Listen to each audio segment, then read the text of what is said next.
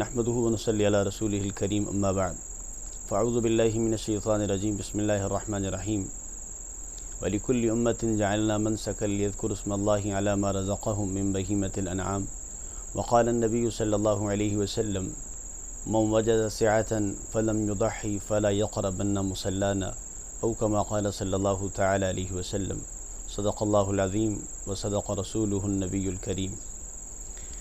آج کا ہمارا سیشن قربانی کے عنوان پر ہے اور اس میں ہم چند چیزیں کور کرنے کی کوشش کریں گے۔ قربانی کی اہمیت اور فضیلت، قربانی نہ کرنے کی وعید، اور قربانی کن لوگوں کے ذمے ہے، اور مال کی کتنی مقدار ہو تو قربانی لازم ہوتی ہے، اور کن جانوروں کی قربانی جائز ہے اور کن جانوروں کی قربانی جائز نہیں ہے، اور شرکت کے جو مسائل ہیں، حصہ داری کے مسائل کہ ایک جانور میں کئی لوگ شریک ہو قربانی کرتے ہیں، اس قربانی کرنے کا کیا حکم ہے اور اس کے کیا مسائل ہیں، اور گوشت کی تقسیم اور اس کے بعد کے چند مسائل انشاءاللہ العزیز آج کے اس مکمل سیشن میں انشاءاللہ آپ حضرات سے ڈسکس کرتے ہیں۔ اللہ تعالیٰ احسن انداز میں بیان کرنے کی بھی، سمجھنے کی بھی اور عمل کرنے کی بھی توفیق عطا فرمائے۔ تو سب سے پہلی چیز کہ قربانی کی اہمیت اور فضیلت کیا ہے۔ تو اگر اہمیت اور فضیلت کو دیکھیں تو حضور صلی اللہ علیہ وسلم کا پاک ارشاد ہے، من کان لہ سعۃ ولم یضحی فلا یقربن مصلانا، کہ جس کو اللہ تعالیٰ نے وسعت عطا فرمائی ہو اور پھر بھی اس نے قربانی نہیں کی، فرمایا پھر وہ ہماری عیدگاہ کے اندر نہ آئے۔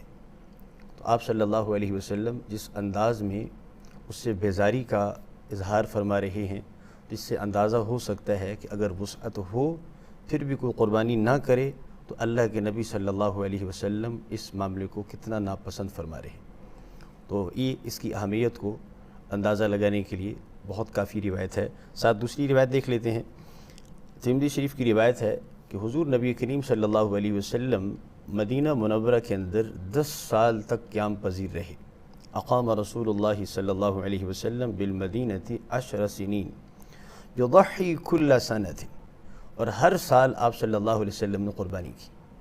آپ صلی اللہ علیہ وسلم کا معمول مبارک یہ تھا کہ جب کسی معاملے کے اندر، کسی عمل کے اندر گنجائش موجود ہوتی تو حضور صلی اللہ علیہ وسلم کی کوشش یہ ہوتی کہ ایک آدھ دفعہ اس معاملے کو ترک فرما دیتے تاکہ لوگوں کو پتہ چل جائے کہ اس معاملے کے چھوڑنے میں بھی گنجائش ہے۔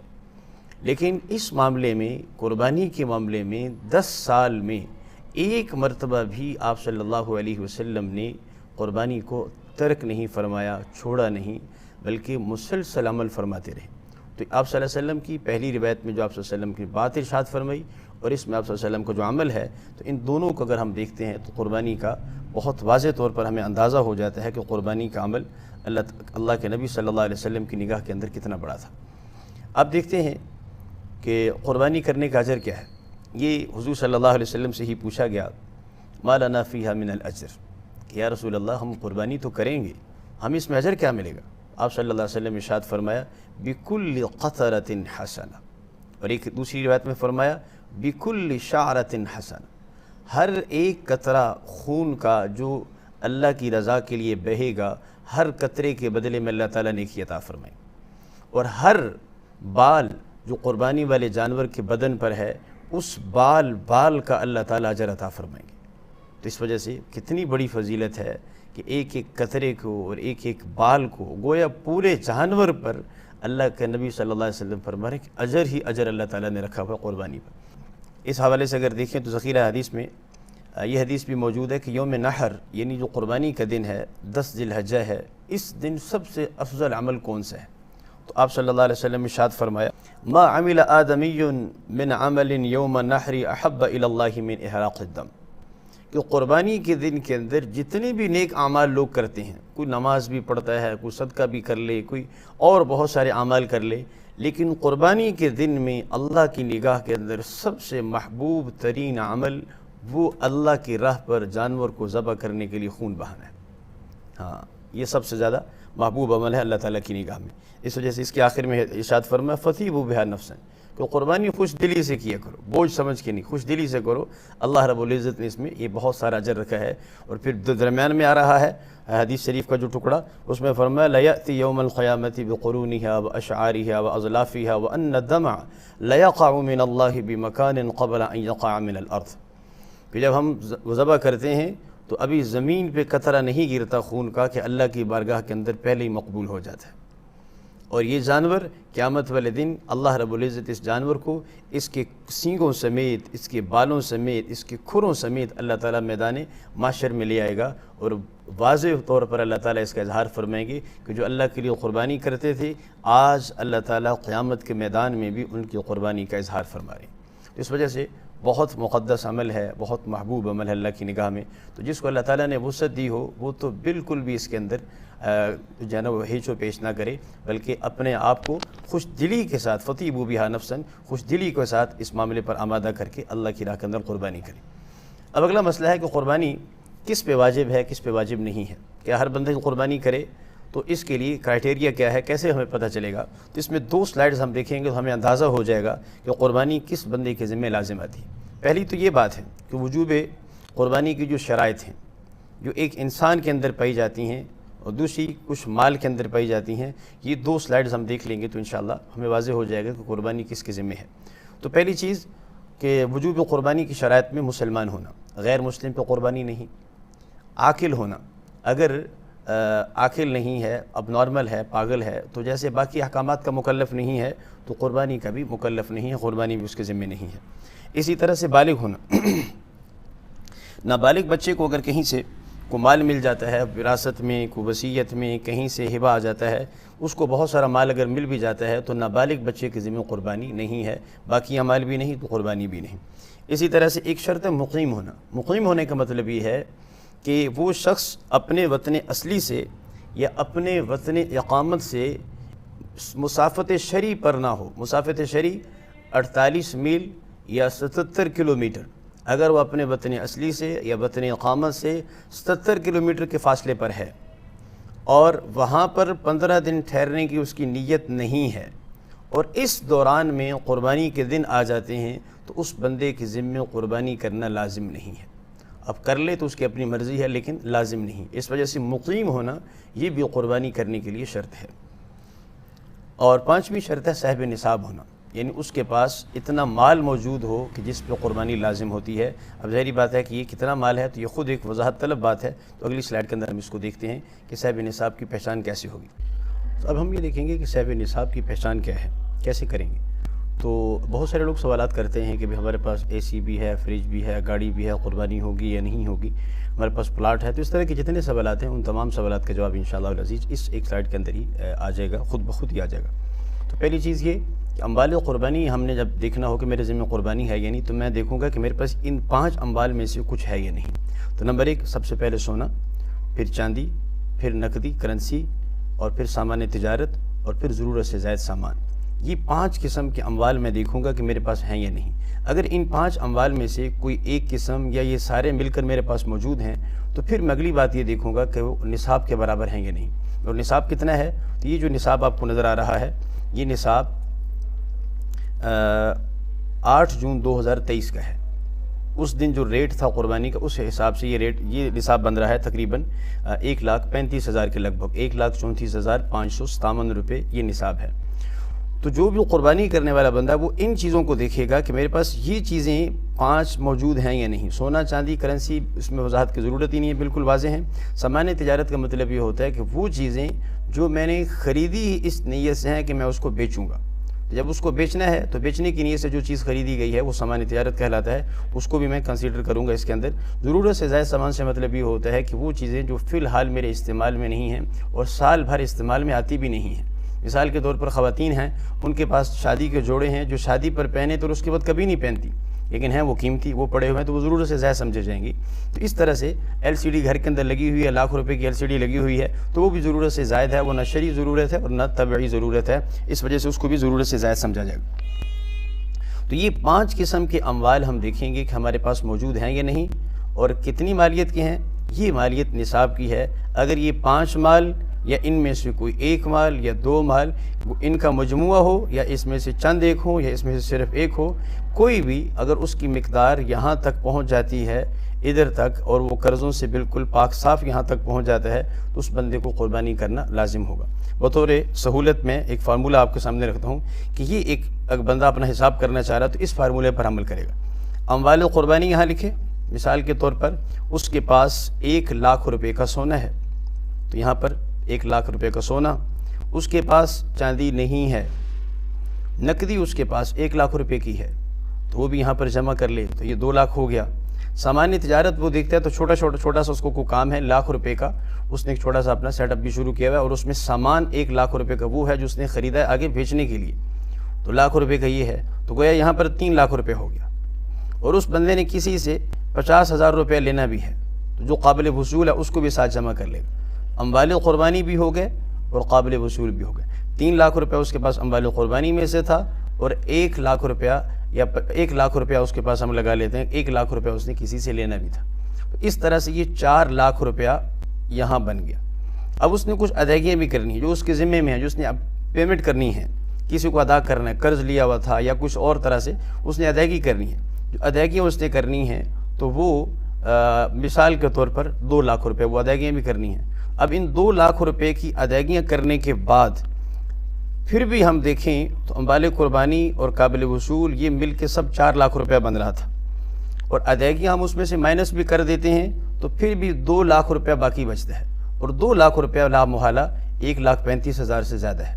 تو یہاں پر جب برابر ہو یا زیادہ ہو نصاب سے جو بچ رہا ہے تو اس صورت میں اس بندے کے ذمہ قربانی لازم ہوگی۔ تو یہاں پر وہ سوال بھی آگیا، کچھ لوگ سمجھتے ہیں کہ یہ ہمارے ذمہ قرض ہے کہ ہمارے پہ قربانی ہوگی کہ نہیں ہوگی۔ تو قرض ہے اگر آپ کے ذمہ تو یہ دیکھا جائے گا کہ وہ قرض کتنا ہے اور آپ کے پاس اموال قربانی کتنی ہے۔ اگر اس قرض کو اموال قربانی میں سے مائنس کر دیتے ہیں پھر بھی نصاب کے برابر یا اس سے زیادہ بچ جاتا ہے تو آپ کے ذمہ قربانی ہے۔ تو لہٰذا اس بندے کے ذمہ قربانی ہوگی جو ہم نے مثال فرض کی کہ 3,00,000 روپے اموال قربانی کے، 1,00,000 روپے قابل وصول، 2,00,000 روپے اس کے ذمہ ادائیگیاں، تو پھر بھی اس بندے کے ذمہ قربانی لازم ہوگی۔ لہٰذا ہم دیکھتے ہیں کہ اس بندے کے ذمہ قربانی لازم ہے یا نہیں، تو قربانی واجب ہوگی، آگے قربانی اس پہ واجب ہم لے دیں۔ اب دوسری مثال میں دیکھتے ہیں کہ ایک بندہ اموال قربانی اس کے پاس 1,00,000 روپے کا سونا ہے، 50,000 روپے کی چاندی ہے، 50,000 روپے کی نقدی ہے، تو یہ ٹوٹل اس کے پاس 2,00,000 روپے بن گیا۔ سامان تجارت بھی دیکھیں تو اس کے پاس بھی 1,00,000 روپے کا سامان تجارت موجود ہے، تو گویا اس بندے کے پاس بھی 3,00,000 روپے یہاں پر موجود ہے۔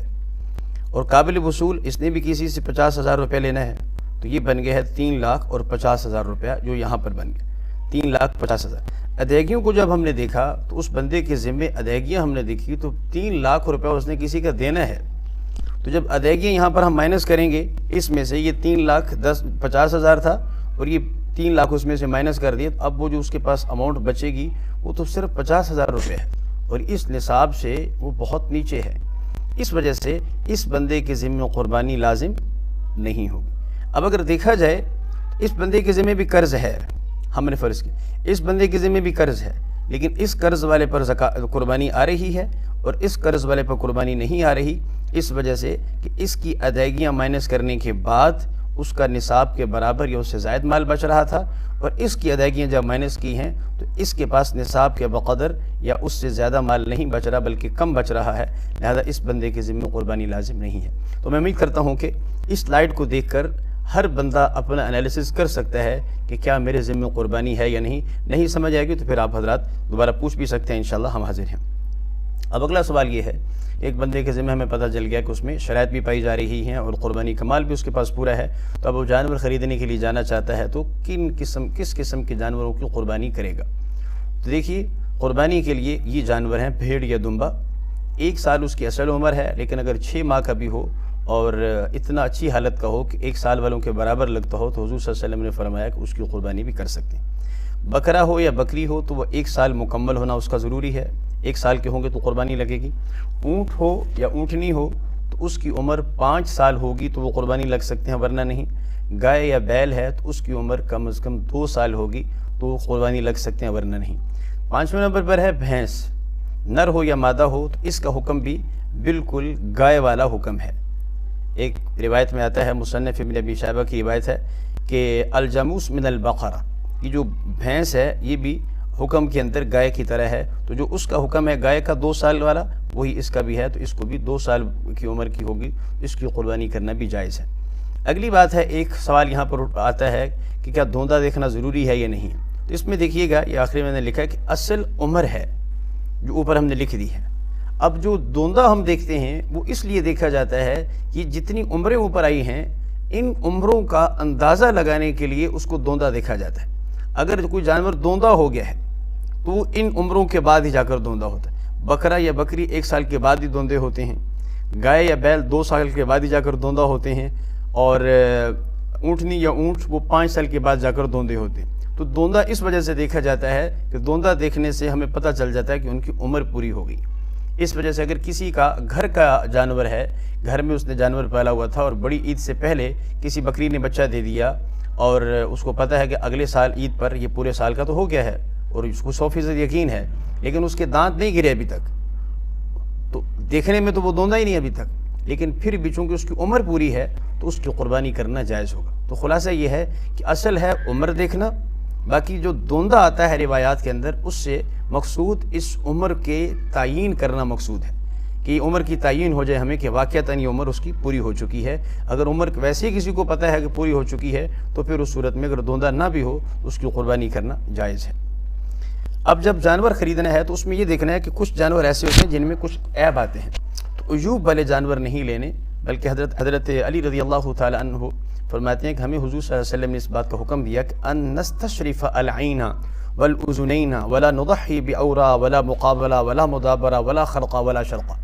تو آپ فرماتے ہیں کہ ہمیں حضور صلی اللہ علیہ وسلم نے فرمایا جب جانور خریدو تو اس کی آنکھ اور کانوں کو اچھی طرح سے دیکھ لو، کہ ایسا نہ ہو کہ اس کی آنکھ ہی نہ ہو، ایک آنکھ ہو ایک نہ ہو، اس کا کان کہیں کٹا ہوا نہ ہو، کہیں چرا ہوا نہ ہو، بہت زیادہ کوئی کان کے اندر سوراخ ہی نہ ہو اس کے، تو اس طرح کی چیزیں دیکھ لو کہ اس میں عیب نہ ہو۔ اللہ کی راہ میں جو چیز قربان کی جائے گی اس کا عیب دار ہونا یہ ٹھیک نہیں ہے، عیبوں سے پاک ہونا ضروری ہے۔ اب ہم دیکھ لیتے ہیں کہ کس قسم کی عیوب ہیں کہ جو جانور میں موجود ہوں تو اس کی قربانی نہیں ہو سکتی۔ تو نمبر 1، اگر اندھا جانور ہے تو قربانی نہیں ہو سکتی، کانا ہے یعنی ایک آنکھ ہے ایک نہیں ہے پھر بھی قربانی نہیں ہو سکتی، 1/3 سے زیادہ اس نابینا ہے تو پھر بھی قربانی نہیں ہو سکتی، کان 1/3 سے زیادہ کٹا ہوا ہے تو قربانی نہیں ہو سکتی۔ ضابطہ یہاں پر تہائی ہے، 1/3 اس سے نیچے معاف، 1/3 پہ معاف نہیں ہے۔ اس وجہ سے اگر 1/3 1/3 سے کم کوئی عیب ہے تو وہ معاف ہے، اس سے زیادہ ہو تو وہ معاف نہیں ہے۔ 1/3 سے زیادہ زبان کٹی ہوئی ہو تو پھر بھی قربانی نہیں۔ لنگڑے پاؤں کو زمین پر نہ لگانے والا لنگڑا، یعنی ایسا جانور ہے کہ جس کے پاؤں کے اندر لنگڑا پن ہے، اگر وہ چلتے ہوئے اس کو زمین پر رکھتا ہے اور اس پہ تھوڑا سا وزن ڈالتا ہے تو پھر اس کی قربانی جائز ہے، بھلے وہ لنگڑا بھی رہا۔ لیکن اگر وہ زمین پر رکھتا ہی نہیں ہے پاؤں سرے سے، اس پہ وزن ڈال ہی نہیں سکتا ہے وہ سرے سے، تو اس صورت میں پھر اس جانور کی قربانی جائز نہیں ہوگی۔ اتنا دبلا کہ ہڈیوں میں گودا ہی نہ ہو، بیماری کی وجہ سے، کبھی زیادہ عمر ہونے کی وجہ سے اتنا دبلا ہو جاتا ہے وہ، اس طرح سے بالکل دانت جھڑ جانا، یہ بھی بیماری کی وجہ سے بھی اور بہت زیادہ عمر ہونے کی وجہ سے بھی دانت جھڑ جاتے ہیں، تو اس کی قربانی بھی نہیں ہو سکتی۔ بکری یا بھیڑ کا ایک تھن کٹا ہوا ہے یا بیماری کی وجہ سے خشک ہو گیا تو اس کی قربانی بھی، ایک تھن اگر ٹھیک بھی ہے تب بھی اس کی قربانی جائز نہیں ہے۔ اونٹنی، گائے یا بھینس ہو تو ان کے 2 تھن اگر کٹے ہوئے ہوں یا خراب ہوں یا خشک ہو گئے ہوں بیماری کی وجہ سے تو پھر ان کی قربانی نہیں ہو سکتی۔ اگر ایک تھن کے اندر ان کی کوئی پرابلم آ جائے تو اس صورت میں ان کی قربانی ہو سکتی ہے، اس وجہ سے کہ گائے کے اور بھینس کے اور اونٹنی کے 4 تھن ہیں، ایک اگر خراب ہو بھی جائے تو 1/3 ابھی تک عیب نہیں ہے، 1/3 سے کم ہی عیب ہے۔ جبکہ بکری اور بھیڑ کی چونکہ 2 ہی تھن ہوتے ہیں تو اگر ایک بھی خراب ہو گیا تو یوں سمجھا جائے گا کہ نصف گویا کہ خراب ہو گیا، آدھا ہی خراب ہو گیا، اس وجہ سے ان کی قربانی نہیں ہو سکتی۔ نجاست کھانے والا جانور، اگر وہ نجاست کھانے سے اس کو ابھی محفوظ نہیں کیا تو اس صورت میں اس کی قربانی بھی جائز نہیں ہے۔ دمبے کی چکتی کا نہ ہونا، یہ بلوچستان کے علاقوں کے اندر عام طور پہ دمبے ہوتے ہیں، ان کے پیچھے ایک الگ سے دم سے بھی پہلے جو ہے نا الگ سے ایک چکتی سی بنی ہوئی ہوتی ہے، وہ بھی اگر بالکل جھڑ جاتی ہے تو تب بھی قربانی جائز نہیں، اور اگر آدھی کٹ جاتی ہے، تہائی کٹ جاتی ہے تو تب بھی اس کی قربانی جائز نہیں ہے۔ ہاں اگر تھوڑا بہت کوئی زخم ہو تو اس کا کوئی حرج نہیں ہے۔ دم کا تہائی سے زیادہ کٹا ہوا ہونا، دم اگر تہائی سے زیادہ کٹی ہوئی ہو تو قربانی جائز نہیں ہے، تھوڑی سی کٹ بھی جائے تو حرج نہیں ہے۔ سینگ دماغ تک اکھڑ جانا، اس کا مسئلہ یہ ہے کہ سینگ کو عام طور پر کبھی آدھا سینگ درمیان سے کاٹ دیا جاتا ہے خوبصورتی کے لیے، اگر آدھا سینگ کاٹ بھی دیا جائے تو وہ عیب نہیں ہے، اس کو قربانی کیا جا سکتا ہے۔ کبھی بالکل رگڑ کر یعنی کھال کے تھوڑا سا اوپر سے سینگ کو کاٹا جاتا ہے، اور آج کل یہ بہت رواج ہے۔ اگرچہ اس سے بہت تکلیف ہوتی ہے، جانور کو نہیں کرنا چاہیے، لیکن پھر بھی اگر ایسا کر بھی دیا جائے تو قربانی پھر بھی اس کی ہو سکتی ہے، جائز ہے۔ لیکن اگر سینگ بالکل اکھڑ گیا ہے، اتنا اکھڑ گیا ہے کہ وہ ہڈی کے اندر سے نکل آیا اور اب نیچے دماغ کی ہڈی نظر آ رہی ہے، اس صورت کے اندر اس جانور کی قربانی جائز نہیں ہوگی۔ تو یہ چند ایک عیوب ہیں، ان کو دیکھ لیا جائے کہ ان عیبوں سے جانور کا پاک ہونا ضروری ہے۔ اس کے ساتھ ہے کہ خصی اگر جانور ہو تو وہ عیب ہے یا نہیں، تو خصی ہونا قربانی کے جانور کے اندر عیب نہیں بلکہ خوبی ہے۔ اس وجہ سے اگر خصی جانور ہوگا تو اس کا گوشت زیادہ لذیذ ہوتا ہے نسبتاً باقی جانوروں کے، اس وجہ سے خصی ہونا کوئی عیب نہیں ہے۔ اب یہاں تک تو الحمدللہ جانوروں کی خریداری کے مسائل آگئے۔ اب ہم دیکھتے ہیں کہ شراکت داری کے مسائل، ایک جانور کے اندر کتنے لوگ شریک ہو سکتے ہیں۔ تو سب سے پہلے تو ہم اس میں روایات دیکھ لیتے ہیں۔ حضرت جابر رضی اللہ تعالیٰ عنہ فرماتے ہیں کہ نحرنا مع رسول اللہ صلی اللہ علیہ وسلم عام الحدیبیہ البدنۃ عن سبعۃ والبقرۃ عن سبعۃ، کہ حدیبیہ والے سال حضور صلی اللہ علیہ وسلم کے ساتھ ہم نے قربانی کی تھی، تو اونٹ بھی اور گائے بھی 7 بندوں کی طرف سے قربانی کی گئی۔ دوسری روایت دیکھ لیتے ہیں، فَأَمَرَنَا رسول اللہ صلی اللہ علیہ وسلم ان نشترک فی الابل والبقر کل 7 منا فی بدنۃ۔ صحیح مسلم کی روایت ہے کہ حضور صلی اللہ علیہ وسلم نے ہمیں حکم دیا کہ گائے میں بھی اور اونٹ میں بھی ہم 7 لوگ شریک ہو جائیں، تو 7 لوگوں تک شریک ہونے کی گنجائش ہے۔ اسی طرح سے یہ ابو داؤد شریف کی روایت ہے، فرماتے ہیں البقرۃ عن 7 والجزور عن 7، گائے بھی اور اونٹ بھی 7 بندوں کی طرف سے قربانی کیا جا سکتا ہے۔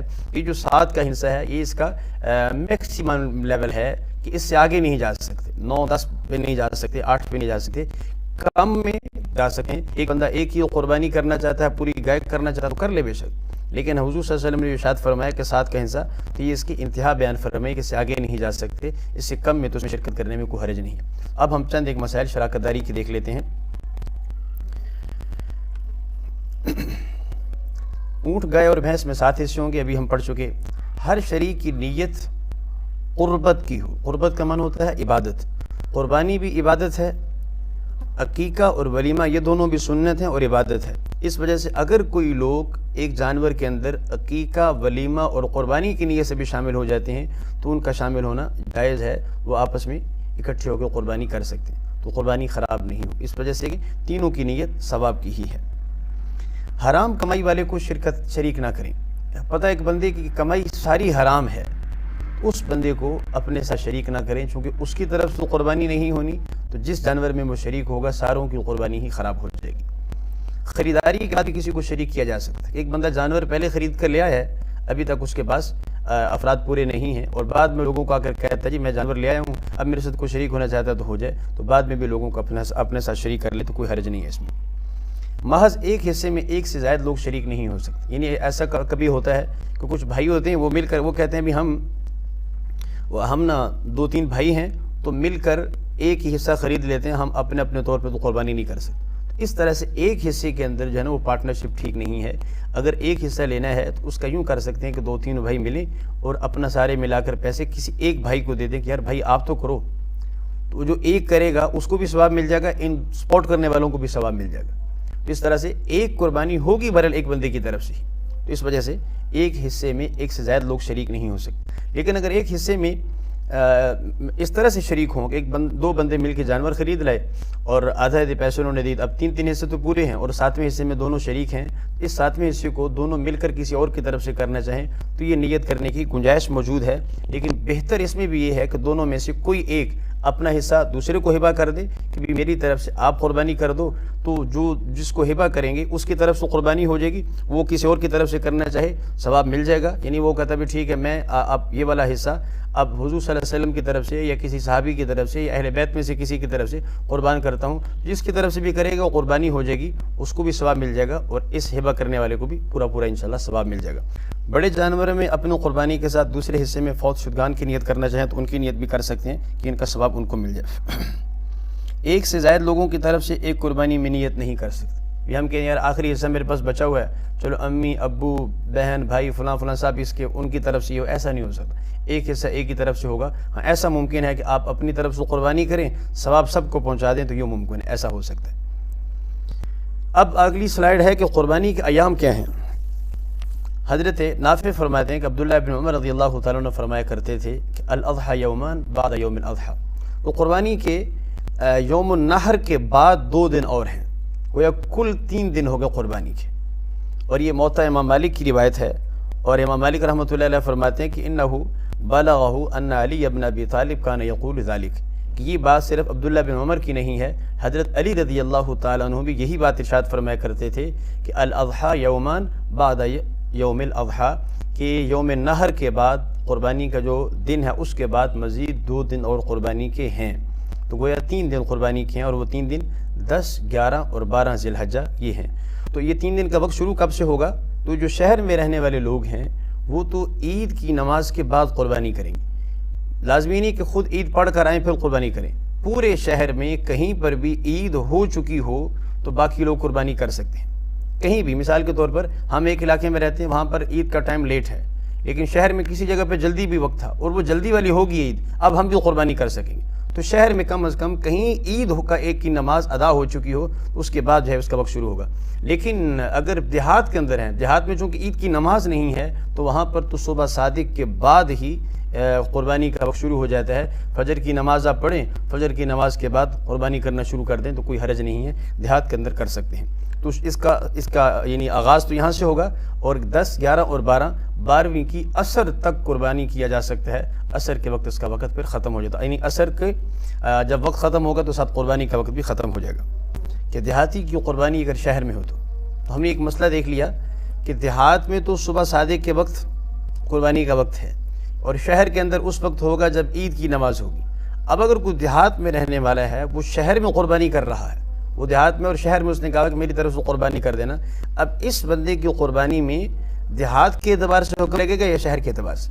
تو یہ دیکھیے کہ دیہات اور شہر کا فرق قربانی کے اعتبار سے، جہاں قربانی کا جانور ہے وہاں کا اعتبار کیا جائے گا، چونکہ اس دیہاتی کا جو جانور ہے وہ شہر میں موجود ہے، تو اس وجہ سے ایسا نہیں ہو سکتا کہ وہ شہر والے کہیں کہ چونکہ یہ اس دیہاتی کی طرف سے ہے اور وہ دیہات میں ہے اس وقت، اس وجہ سے اس کی طرف سے قربانی ہم صبح صادق کے فوری بعد ہی کر دیتے ہیں، ابھی عید کی نماز نہیں بھی ہوئی، ایسا نہیں کر سکیں گے۔ عید کی نماز ہو جائے گی، اس کے بعد ہی اس کی قربانی کی جا سکتی ہے۔ اور ایک اور مسئلہ اس کے اندر، ایک ملک کے باشندے کی قربانی دوسرے ملک میں، پاکستان میں اور سعودیہ میں، دونوں میں عیدوں میں فرق آئے گا۔ وہاں ایک دن پہلے عام طور پر عید ہوتی ہے، یہاں پر ایک دن بعد عید ہوتی ہے۔ اگر ایک بندہ سعودیہ میں رہتا ہے اور قربانی کرنا چاہتا ہے وہ پاکستان کے اندر، تو آیا وہ سعودیہ کے اعتبار سے کرے یا پاکستان کے اعتبار سے کرے؟ اس میں حکم یہ ہے کہ وہ اس طرح سے قربانی کی جائے گی، اس کی ایسے وقت میں قربانی کی جائے گی کہ قربانی کے وقت وہاں پر بھی عید ہو اور یہاں پر بھی عید ہو۔ اس وجہ سے اگر پہلے دن قربانی کریں گے سعودیہ کے اندر، سعودیہ میں وہ رہتا ہے، اور یہاں پاکستان کا پہلا دن ہے تو وہ سعودیہ کا دوسرا دن ہے۔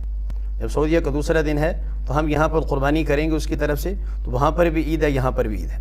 لیکن اگر ہم تیسرے دن قربانی کرتے ہیں پاکستان میں، تو پاکستان کے تیسرے دن میں سعودیہ میں تو عید ایک دن پہلے ختم ہو چکی ہے، اب اگر قربانی کریں گے تو یہ ٹھیک نہیں ہوگا۔ اس وجہ سے اگر اس طرح سے 2 الگ ملکوں میں ہیں، یعنی ملک کسی اور میں رہتا ہے وہ، اور قربانی کسی اور ملک میں کرنا چاہتا ہے، تو پھر یہ ضروری ہے کہ جب قربانی ہو رہی ہو تو قربانی کی جگہ پر بھی اور جہاں پر وہ ہے وہاں پر بھی، دونوں جگہوں پر عید ہونی چاہیے۔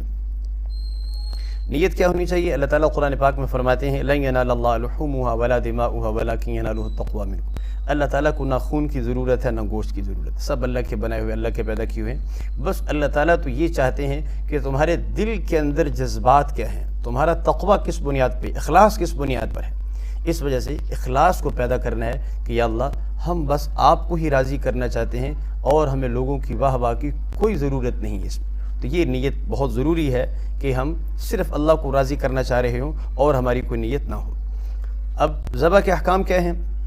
حضرت انس رضی اللہ تعالیٰ عنہ فرماتے ہیں کہ حضور صلی اللہ علیہ وسلم نے ضحى بکبشین اقرنین املحین، کہ آپ صلی اللہ علیہ وسلم نے 2 مینڈے ذبح فرمائے جو سینگوں والے تھے اور ابلک تھے، یعنی اس میں سفید اور کالے رنگ کے یعنی ڈبے ڈبے بنے ہوئے تھے، کھال پہ جیسے بنے ہوتے ہیں۔ یذبح و یکبر، آپ صلی اللہ علیہ وسلم تکبیر پڑھ رہے تھے، اللہ کا نام لے رہے تھے، بسم اللہ اللہ اکبر پڑھ رہے تھے اور ذبح کر رہے تھے۔ وَيَضَعُ رِجْلَهُ عَلَى صَفْحَتِهَا، اور آپ صلی اللہ علیہ وسلم نے اپنا قدم مبارک، پیر مبارک اس کی گردن پہ رکھا ہوا تھا۔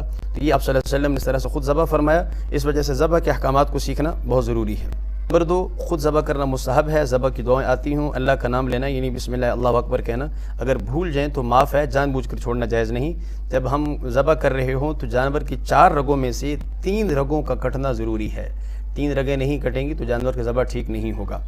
غیر مسلم سے ذبح نہ کروائیں تو بہتر ہے، اہل کتاب سے ذبح کروایا جا سکتا تھا، لیکن آج کل کے اہل کتاب کے بارے میں کچھ نہیں پتا کہ اہل کتاب باقی بھی ہیں یا نہیں ہیں، اس وجہ سے غیر مسلم سے ذبح نہیں کروانا چاہیے۔ چھری تیز کر لی جائے، ایک جانور کو دوسرے کے سامنے ذبح نہ کیا جائے، اس کو اذیت ہوتی ہے، جانور کو تکلیف نہ دی جائے۔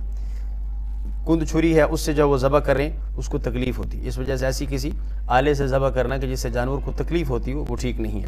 اونٹ کو نہر کرنا چاہیے، گائے وغیرہ کو نہر نہیں کرنا چاہیے۔ بس اوقات لوگ ذبح کرنے کے بعد پھر اس لیے کہ اس کی جان جلدی نکل جائے گائے کو بھی نہر کر دیتے ہیں، یہ بہت غلط ہے۔ 2-4 منٹ انتظار کرنا اس میں کیا حرج ہے، جبکہ اس جانور کی جان نکل رہی ہے، اس کو تکلیف ہو رہی ہے، اس کو مزید تکلیف دینا بالکل انسانیت کے خلاف ہے۔ اس وجہ سے تھوڑا انتظار کر لینا چاہیے۔ البتہ جو اونٹ ہے اس کو ذبح کرنے کے بجائے اس کو نہر کیا جاتا ہے، اس وجہ سے کہ نہر کرنے میں اونٹ کو زیادہ سہولت ہے، اس کو نہر کیا جائے گا۔ ٹھنڈا ہونے کے بعد کھال اتاری جائے، اس سے پہلے نہ اتاری جائے۔ جانور ہمارا ذبح بھی ہو گیا الحمدللہ۔ اب گوشت کے تقسیم کی بات آ گئی۔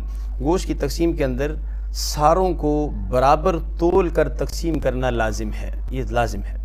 گوشت ایک جنس ہے، ایک چیز ہے، 7 حصے دار ہیں، تول کر تقسیم کر کے دینا یہ لازم ہے۔ اس وجہ سے اگر اس سے بچنا ہو، وہ کہتے ہیں ہم اندازے سے تقسیم کریں گے پھر ٹھیک نہیں ہے، اور اگر آپ تولنے سے بچنا چاہتے ہیں، اندازہ لگانا چاہتے ہیں تو پھر یہ طریقہ اختیار کر لیں کہ جو 7 ڈھیریاں آپ لگائیں تو ہر ڈھیری کے ساتھ کھال، سری، کلیجی 3 چیزیں ہیں اور 4 پائے، ہر ایک ڈھیری کے ساتھ ان میں سے ایک چیز رکھ دیں۔ 4 ڈھیریوں کے ساتھ ایک پایا آ جائے گا، ایک کے ساتھ کھال آ جائے گی، ایک کے ساتھ کلیجی آ جائے گی اور ایک کے ساتھ جو ہے وہ سری آ جائے گی۔ پھر اس صورت میں اگر آپ اندازے سے بھی تقسیم کرنا چاہیں تو کر سکتے ہیں، لیکن اگر ان باقی چیزوں کا آپ الگ کرنا چاہتے ہیں یا بیچ میں ہی مکس کرنا چاہتے ہیں تو پھر اس صورت میں تول کر ہی تقسیم کرنا لازمی ہوگا۔ اگر اس سے بچنا چاہتے ہیں تو پھر آپ اس طرح سے تقسیم کر لیں جیسے میں نے بھی عرض کر دیا۔ گوشت کی تقسیم کا مسئلہ ہے، 3 حصے کرنا اس کی مستحب ہے۔ جب ہمارے پاس ہمارا حصہ پہنچ گیا، اب اس حصے کی بات ہو رہی ہے، اس کو بھی 3 حصوں میں تقسیم کرنا، ایک اپنے لیے رکھ لیں، ایک اپنے رشتہ داروں میں تقسیم کر دیں، ایک غرباء میں تقسیم کر لیں، یہ مستحب عمل ہے۔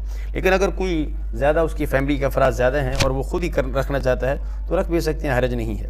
قربانی کا گوشت غیر مسلم کو دینا بھی جائز ہے، کوئی حرج نہیں ہے، پکا کر بھی کھلا سکتے ہیں، کچا دینا ہی لازمی نہیں ہے۔ آپ لوگوں کو دعوت کرتے ہیں بھی ٹھیک ہے، عید کے 4 دن بعد ہمارے گھر آ جانا، سب کو کھلا دیتے ہیں تو یہ بھی بالکل ٹھیک ہے۔ اب ایک چیز یہ ہے کہ اس گوشت میں سے جو ہمارے حصے میں آیا ہے ہم نے خیال کرنا ہے کہ اس میں کچھ چیزیں حلال جانور میں بھی حلال نہیں ہوتی، حرام ہوتی ہیں، ان سے بچنا ہے۔ وہ کیا چیزیں ہیں؟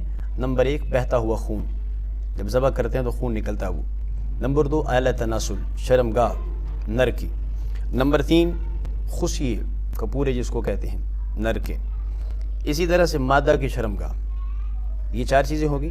5ویں نمبر پر گلٹی، غدود، جانور کو بس اوقات کھال کے اندر ابری ہوئی نظر آتی ہے، ہمیں ابری ہوئی کھال نظر آتی ہے، اس کے اندر ایک گولا سا ہوتا ہے، اس گولے کو غدود کہتے ہیں، وہ غدود ان کا کھانا جائز نہیں ہے۔ مثانہ اس کا کھانا بھی جائز نہیں ہے، جہاں پر پیشاب جمع ہوتا ہے۔ پتے کا کھانا بھی ٹھیک نہیں ہے۔ تو یہ 7 چیزیں پہلے گزر گئی تھی جن کا استعمال ٹھیک نہیں ہے۔ 8ویں نمبر پر جو چیز آ رہی ہے حرام مغز، لوگ اس کا نام سن کے، حرام مغز کا نام سن کے سمجھتے ہیں کہ شاید یہ بھی حرام ہے، یہ حرام نہیں ہے، یہ مکروہ تنزیہی ہے، نہ کھائیں تو بہتر ہے، لیکن یہ اس درجے میں حرام نہیں ہے جیسے اوپر کی چیزیں آئی ہیں۔ اس وجہ سے کہ یہ جو نیچے میں نے حدیث بھی نقل کر دی، اس میں جو ایک حدیث آ رہی ہے کہ حضور صلی اللہ علیہ وسلم نے انہو قال کرہ رسول اللہ صلی اللہ علیہ وسلم من الشاة الذکر والانثیین والقبل والغدہ والمرارہ والمثانہ والدم۔ تو یہ جو چیزیں آپ صلی اللہ علیہ وسلم نے ذکر فرمائی ہیں، یا آپ صلی اللہ علیہ وسلم نے ان میں حرام مغز کا کوئی ذکر موجود نہیں، بقیہ اوپر کی جو 7 چیزیں ان کا ذکر موجود ہے۔ اس وجہ سے حرام مغز مکروہ تنزیہی ہے، حرام نہیں ہے، لیکن باقی اوپر جو 7 چیزیں گزری ہیں ان کا کھانا جائز نہیں ہے۔ اس وجہ سے حلال جانور میں بھی ان 7 چیزوں سے بچنا لازم ہے۔ اب اگلی بات آ گئی کھال کے احکام کیا ہیں؟ تو کھال کے احکام یہ ہیں کہ کھال بکنے سے پہلے گوشت والے احکامات ہیں اس کے۔ گوشت آپ امیر کو دیں، غریب کو دیں، غیر مسلم کو دیں، جس کو مرضی دیں دے سکتے ہیں۔ کھال بھی اگر اسی طرح سے آپ نے دینی ہے کسی کو تو دے دیں، امیر کو بھی دے دیں، غریب کو بھی دے دیں، غنی کو دے دیں، کسی کو دے دیں، کوئی حرج نہیں ہے۔ اور اگر کھال بیچ دی اور اس کی قیمت اب آپ کے پاس آ گئی ہے تو اب اس پر حکم زکوٰۃ والا لگے گا، اب صرف مستحق کے زکوٰۃ کو دے سکتے ہیں۔ تو تیسرے نمبر پر جو اداروں کو ہم دیتے ہیں کھال، اس کا کیا حکم ہے؟ تو چونکہ ادارے کھال کو براہ راست استعمال نہیں کرتے بلکہ اس کو بیچ دیتے ہیں، تو بیچنے کے بعد کھال کا جو حکم، جو پیسوں کا حکم ہے وہ زکوٰۃ والا ہے. تو پھر ہم دیکھیں گے کہ ان اداروں کے اوپر اگر ہمیں اعتماد ہے کہ وہ ہمارے اس پیسے کو صحیح مصرف تک پہنچا دیں گے تو پھر آپ وہاں پر دے دیں. لیکن اگر آپ کو اس کا اعتماد نہیں ہے، وہاں پر کوئی اس کا سسٹم موجود نہیں ہے، تو پھر اس سے اپنے آپ کو بچانا ضروری ہے. پھر کسی ایسی جگہ پر دیں جو اس کو مستحقین تک پہنچا دیں. یہ بات میں نے ابھی عرض کر دی. تو اللہ تعالیٰ سے دعا ہے کہ اللہ تعالیٰ ہمارے سیشن کو اپنی بارگاہ میں قبول فرمائے، ہمارے لیے صدقہ جاریہ فرمائے اور ہمیں صحیح سمجھ کر عمل کرنے کی توفیق عطا فرمائے. السلام علیکم ورحمۃ اللہ وبرکاتہ.